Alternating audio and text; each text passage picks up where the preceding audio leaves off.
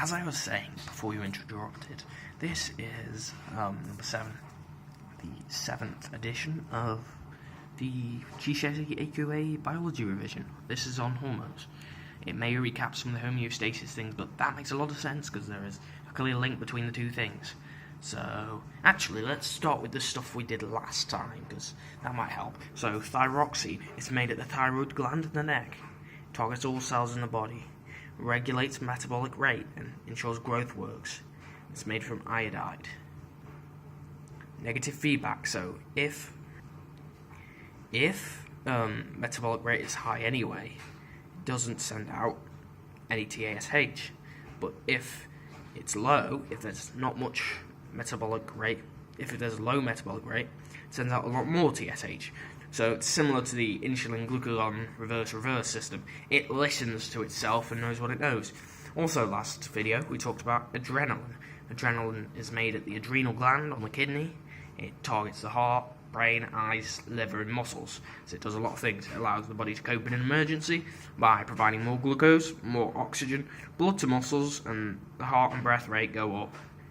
And the important thing is, if the blood is going around the body faster, then that is delivering more glucose and more oxygen. There's a clear link between it, okay? Well, this part's a bit of a mess, but it's on the menstrual cycle. Day 1 is when the uterus lining breaks and menstruation takes place. Then there's day 7 where the uterus lining builds up again and the egg matures. The follicle grows and estrogen is released from the ovaries, which thickens the uterus lining and prevents egg production. And then we go over to day 14 where ovulation takes place. That's when the egg is released. It is released due to luteinizing hormone, which releases the egg during ovulation. It sets it off. Basically sets it off. And follicle stimulating hormone increases estrogen production and makes the egg mature. It's made from the pituitary gland. So that was back in day 7.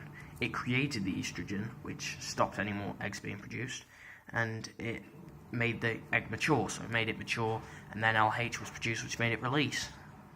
And yeah. And then the egg turns into a follicle, and the yellow body, which releases progesterone, which thickens the uterus lining and stops the cycle from going on again.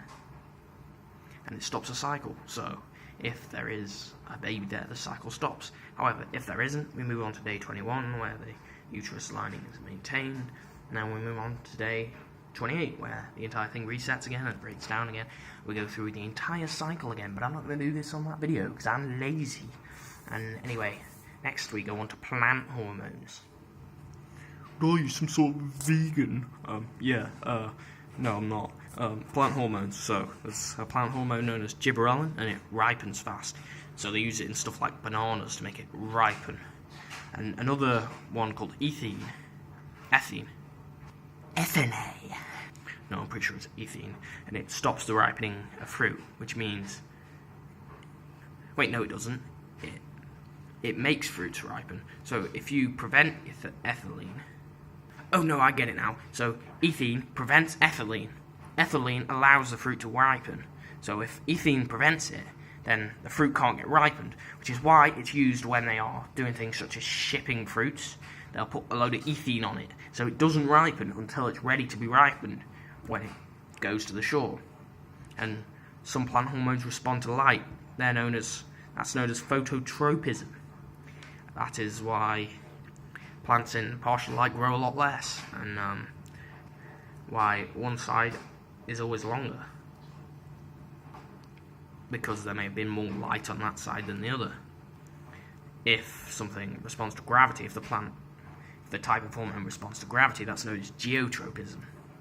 See, so if it's positively phototropic, it's towards, and if it's negatively phototropic, then it's away from light. Same with geotropism. It's the exact same, similar concept. There's this one plant hormone called auxin, and it allows one side to grow more than the other, so that the plant bends towards the light, the end of the plant. If one side grows more, it'll bend towards the light.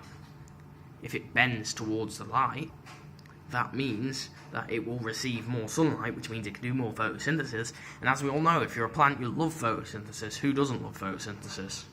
The way auxin works is the side that's away from the sun grows more, which means it will bend towards it.